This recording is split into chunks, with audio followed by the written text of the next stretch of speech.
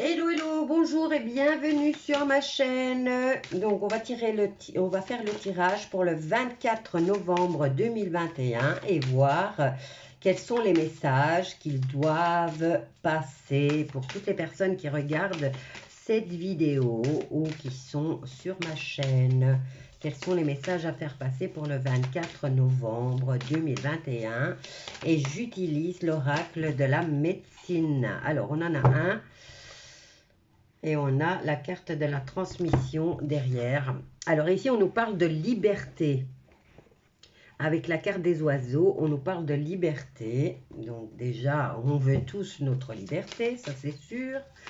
Je vais prendre aussi le voyageur sacré et voir ce que lui nous dit. Ben voilà, elle a volé. Donc, les compagnons de route. Les compagnons de route qui nous disent le soutien est omniprésent. Et si vous regardez l'image, on a un beau arc-en-ciel. À quoi ça vous fait penser l'arc-en-ciel? Moi, c'est la promesse. Hein. Il y a une promesse là qui est faite. Hein.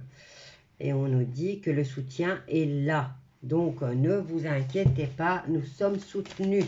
Alors, on va voir avec le tarot des anges quel est le message pour ce 24 novembre. Ben, elles ne se sont pas fait attendre, mais j'en ai besoin d'encore. Merci à toutes les personnes qui se sont abonnées. Merci de liker, merci de partager. Et merci aussi d'être là. Voilà, on en a plusieurs. Ok, allez, hop. Nous avons le 6 d'eau. On est dans les souvenirs avec le 6 de coupe. On est en train de ruminer notre passé. On nous dit qu'il est question relative aux enfants aussi et d'idéalisation du passé. Donc, quoi qu'il en soit, mes enfants, le passé, il est passé et il va falloir aller de l'avant. Parce que là, retourner comme nous étions avant dans l'insouciance et la seule préoccupation de nos revenus et de notre travail, et bien là, on se dit que maintenant, ben, c'était bien futile. Hein? On a d'autres préoccupations maintenant. Alors, nous avons la carte du pendu qui vient nous dire qu'il faut regarder les choses d'un autre angle et que pour l'instant, on est dans une impasse temporaire. Alors ici, le 7 de feu, le 7 de bâton, vous dit de continuer à défendre vos opinions et à défendre vos positions et de choisir avec soin votre bataille. Ensuite, nous avons le 3 de bâton. Qui lui nous apporte, qui lui vient nous dire plutôt que vous devez faire preuve de patience et d'élaborer enfin des projets à long terme. Allez, on va en prendre encore une. Hop là, ben, il y en a plusieurs. Elles ne se sont pas fait attendre, il y en a beaucoup trop. Donc je vais prendre celle-là. Hop, qu'est-ce qu'elle nous dit ? Alors, on a l'étoile, super. On a la carte du succès. Donc, faites des projets à long terme parce que franchement, ça nous fait des belles promesses. Ensuite, relation intime, on vous dit qu'un petit conflit va se résoudre. Et nous avons le roi d'épée qui lui vient nous dire qu'il faut livrer le fond de sa pensée et de demander peut-être conseil à quelqu'un de plus expert que nous concernant le professionnel. Hein. Donc ici, on vous dit de trouver un équilibre entre les dimensions professionnelles et affectives. Quoi qu'il en soit, le roi d'épée représente un personnage qui a la faculté de commander et de venir trancher dans une situation. Alors, je vais prendre le mien et voir ce que lui nous dit pour cette journée du 24. Alors, on sera peut-être nostalgique pour cette journée du 24 novembre. On sera toujours dans le passé.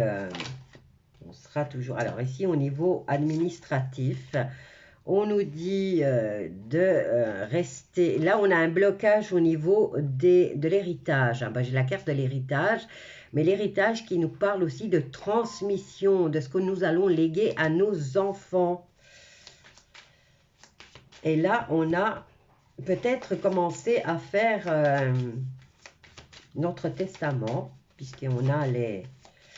Ou alors, vu qu'on se pose des questions par rapport à l'administration du passé, oui, on se pose des questions là. Allez, je suis prise par le temps. Donne-moi des messages, s'il te plaît, pour...